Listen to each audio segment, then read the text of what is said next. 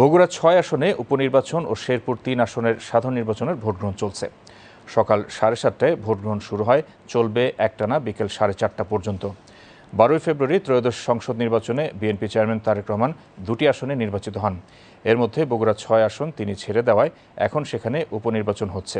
আর তফসিল ঘোষণার পর প্রতিদ্বন্দ্বী প্রার্থীর মৃত্যুতে শেরপুর 3 আসনের ভোট স্থগিত হয়েছিল, সেখানে এখন নির্বাচন হচ্ছে। বগুড়া 6 আসনে প্রার্থী 3 জন, তারা হলেন বিএনপির মোহাম্মদ রেজাউল করিম বাদশা, বাংলাদেশ জামায়াত ইসলামীর মোহাম্মদ আবিদুর রহমান ও বাংলাদেশ ডেভেলপমেন্ট পার্টি বিডিপির মোহাম্মদ আলামিন তালুকদার।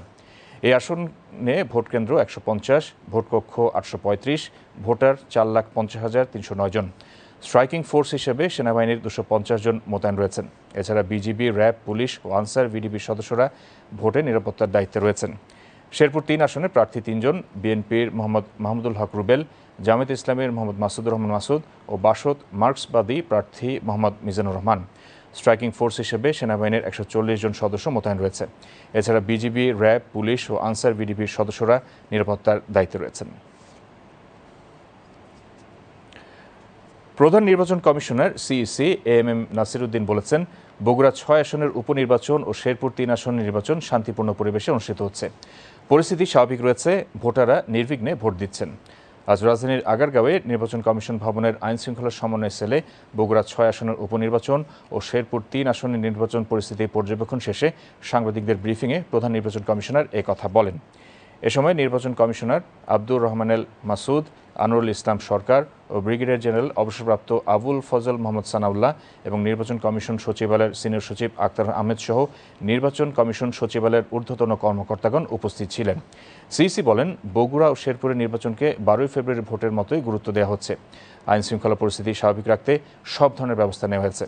সীমান্তের পার্শ্ববর্তী হওয়ায় শেরপুরে বিজিবির সংখ্যা বাড়ানো হয়েছে বলে জানান সিইসি।